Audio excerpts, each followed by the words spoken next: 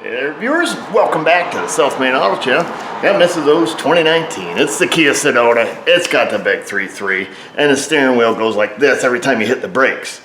And it's a chronic problem with this vehicle. I don't want to say it's Mrs.O's driving, but it may be.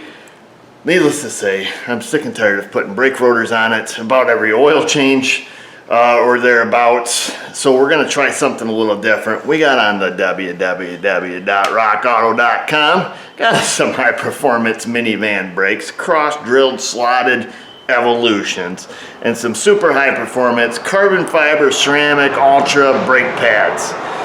Don't know anything about them, never used them before. They do say power stop. Got a lot of propaganda on the label and on the package. So we're gonna give them a go and see if it helps reduce the warping of the rotors on the van. I think a lot of you folks on the World Wide Web have used or mentioned that you use a lot of Rock Auto parts. I hardly ever use their brakes. Once in a blue moon, I'll have somebody bring me some. But generally, we get our brake rotors from Napper, who doesn't sponsor us, and neither does the Rock Auto. But and typically, I don't have a problem with Napper brakes. So, who knows?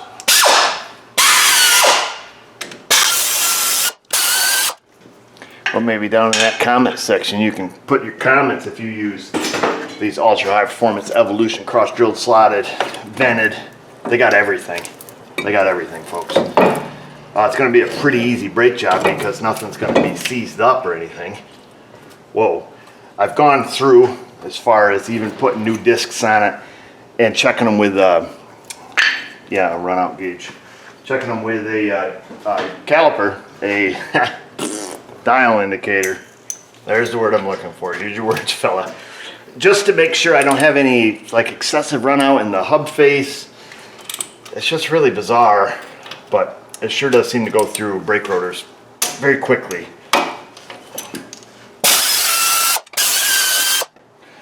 There's that. We're gonna, we'll take the brake caliper bracket here. I'm gonna go stick around the wire wheel. Shouldn't be any rust buildup. I mean, there's still some grease behind there, but we'll get them all shined up first.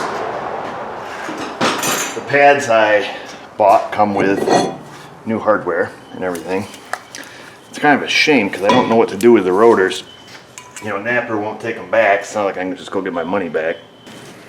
As much free advertising as we give them, you think they would, right? But I don't think they will. I'm not even going to try. Because I'm certain that they won't.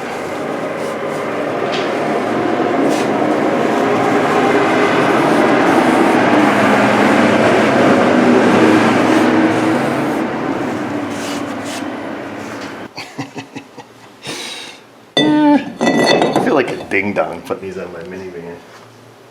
That's right, my wife's got like pretty high performance sitting at the red light with these babies. So we're gonna put the screw in there. It's missing a screw. I don't remember if that screw broke off or not, or what the story was with it, but I guess it doesn't matter. You know what? I might actually have one of those screws here. Sweet. That's right. Well, lucky. There's that, not super necessary. What is necessary is to remove this sticker. You don't want to. There, look at that. Hopefully it's not just a complete waste of money.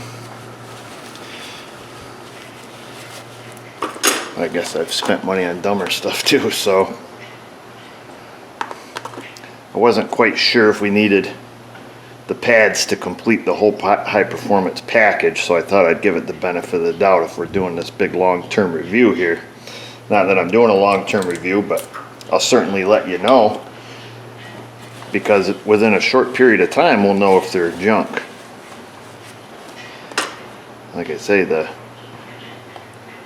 I suspect it might be something to do with the vehicle and the braking system of the vehicle versus the weight of the vehicle, because the OEM rotors, I do believe, warped relatively quickly,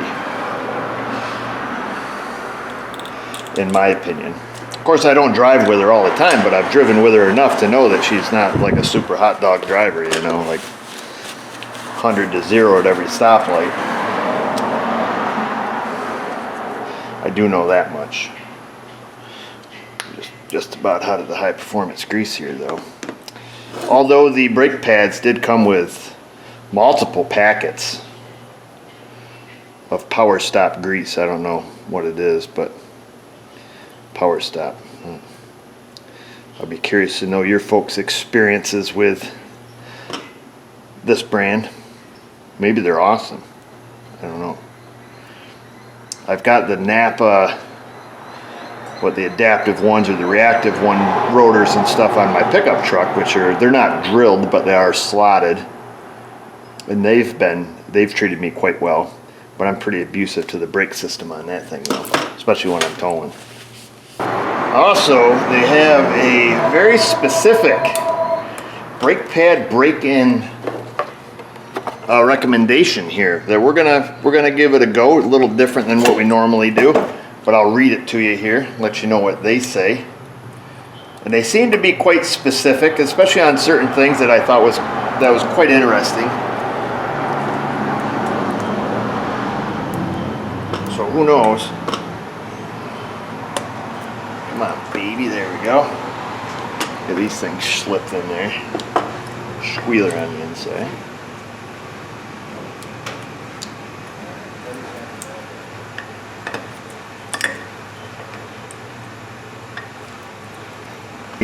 Everything looks good. Got the caliper bolts. Got them shined up. Trying to do everything by the book. We're going to give it the benefit of the doubt. We're using the blue Loctite. We're going to put them on about 70 foot-pounds. Put the caliper on in the 20-some range, 25 I think it was. And then I'm doing the brakes all the way around, not just the fronts. We're going to do the rears too, which I think we've already done a video on this exact van, I believe, putting brakes on it originally. So I won't get too in depth there, but just want to let you guys know we're going full upgrade. We'll see how this works out in case somebody else is having the same exact problem. I'll let you know, was it worth the money spent, which I think was about $500 for everything. $480 something I think it was with the shipping. They had some kits. I think I bought the kit for the front or the kit for the back. The kit for one way or the other, and the other way they didn't offer the kit. I had to purchase the parts separately, but I made sure to get the same brand pads and rotors so we have a good test. There wasn't a lot of options for the Kia minivan in the high performance section, if you can believe that. I can. What'd that end up at? 74.9. Then gives you a red light like you did something wrong.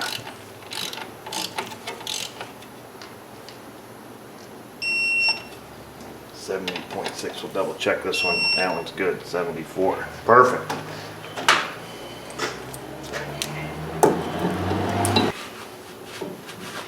Wipe off some of the old grease here on the caliper. Get that out of our way.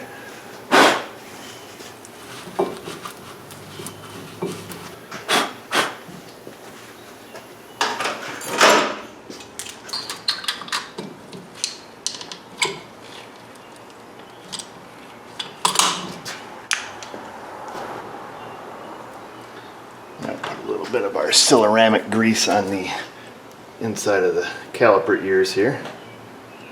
Supposed to have rubberized shims on the pads that we ordered. But we're going to do every measure we can to make sure they're nice and quiet. And applying grease to the outside of the shim is one way to do that, where it makes any metal to metal contact here. Always helps.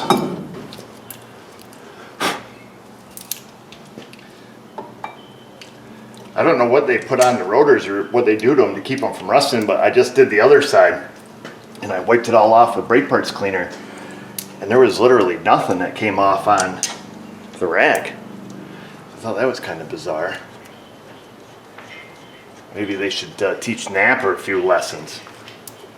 They seem like they do everything. They put grease or some kind of coating on them. They got this blue stuff. They're in a vacuum sealed bag with a desiccant pack and that anti-rust paper, and you open all that up and they're rusty.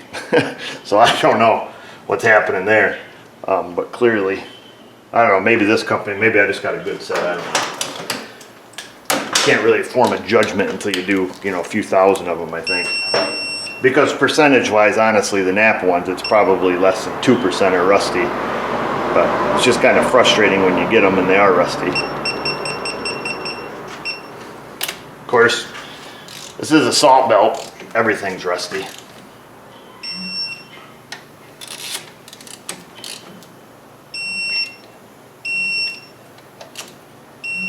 And the other thing we're going to be mindful of too is putting the brake rotor on, or not the brake rotor because that's already on there, fella, but the wheel. When we put the wheel on, you know, nice even torque. And we're going to do that with a torque wrench too. Don't just whack her down with the Avoca gun. And that's the best we can do, folks. The front brakes are all done. The rear brakes are all done. I went through and made sure everything was, you know, lubed and torqued properly. You know, the best we could with the tools we have.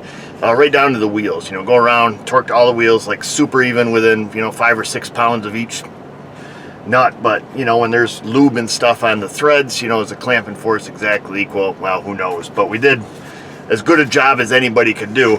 And now I've got the instructions per the manufacturer, and they've got some good information on here. Better than I've seen on most brake pads. So they write, this is the Power Stop Performance for Life. Apparently they have some how-to guides on the internet too, it says. Brake-in procedure is critical to brake performance. The reason for a proper brake-in is to establish an even layer of friction material deposited onto the rotors from the brake pads. It is very important that the initial layer of friction material is evenly distributed. And then they give you their 3-step procedure. Step 1. Let's see. It says 5 moderate to aggressive stops from 40 miles an hour down to 10 in rapid succession without letting the brakes cool, and do not come to a complete stop. So that's the important part. If you are forced to stop, complete the stop and either shift the vehicle into park or give room in the front so you can allow the vehicle to roll slightly while at the traffic light. And then they don't just end it there, they tell you why. The rotors will be very hot, and holding the brake down, the pedal will force the brake pad to contact the rotor and possibly create an imprint on the rotor, and this imprint may contribute to the creation of brake judder. So it's nice of them to actually explain why, you know, why don't you stop? Because some people may not know. So 40 to 10 miles an hour, aggressive. They want 5 of those. And then step 2, continue the brake-in by completing 5 moderate stops from 35 to 5 in rapid succession without letting the brakes cool. You should expect to smell some resin as the brakes get hot. And then number 3, after this is complete, continue to drive the vehicle as long as possible without heating the brakes excessively and without coming to a complete stop. Try for about 5 minutes at moderate speed. This is the cooling stage. After the brakes have cooled to standard operating temperature, you may use your brakes normally. So there we go. We're going to go out 40 to 10. We're going to be aggressive. After that, we're going to go 35 to 5 moderately, and then we're going to go 5 minutes of cool down. Let's get after it. So we're going to get her up to 40.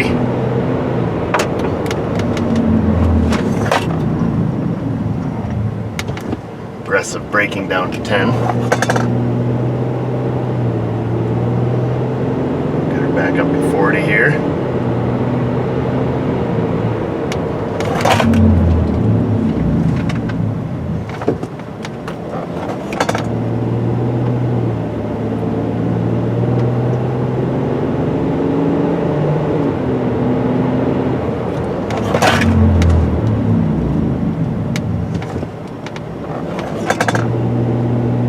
Number 3.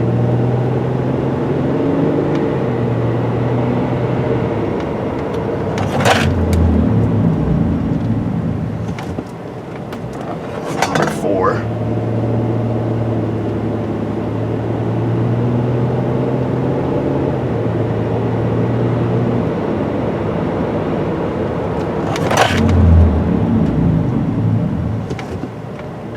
That's number 5. Okay, so that's 5 stops from 40 to 10. Now we got to go from 35 to 5 moderately.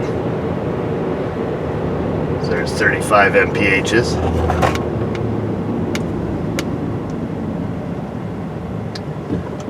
I'm going to pull over. There's a couple cars coming behind us, but we're not going to come to a complete stop.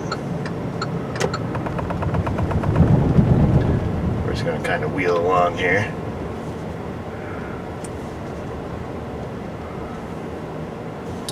Per the instructions, let this guy go in.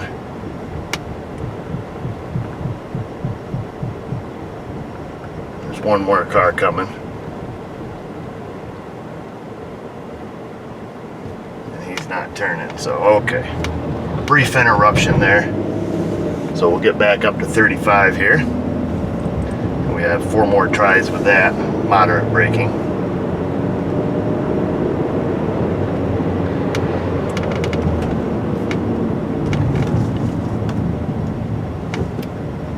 I can feel that they're getting a little more aggressive.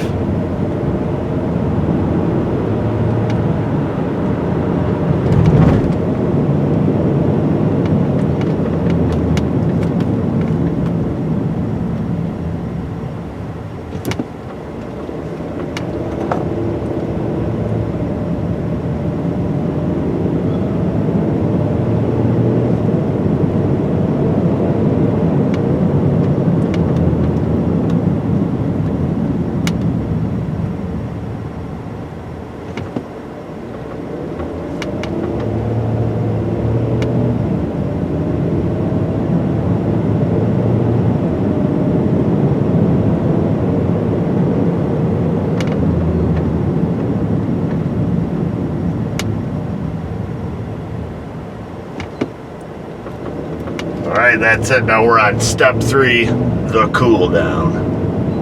Let's drive around at moderate speeds, ready to complete this. Drive vehicle as long as possible without heating the brakes successfully, without coming to a complete stop. Drive for 5 minutes at moderate speeds. Alright. So that's what we're going to do. Drive around and be cool.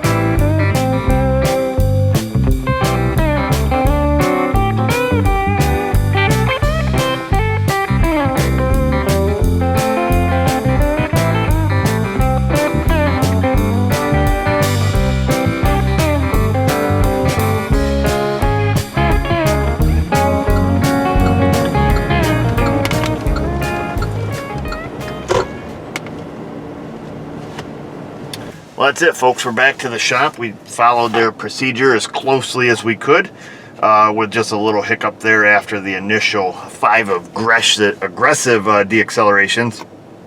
But that was it. I would say my initial, the 5 aggressive ones, lots of brake noise, and you hear a lot going on, but you're climbing on that pedal pretty aggressively. So I don't know, the moderate ones seemed to get better, and the brake and the pedal feel got way better. And then after that cool down, coming back into town here, only had to stop just a couple times, and the pedal felt really good.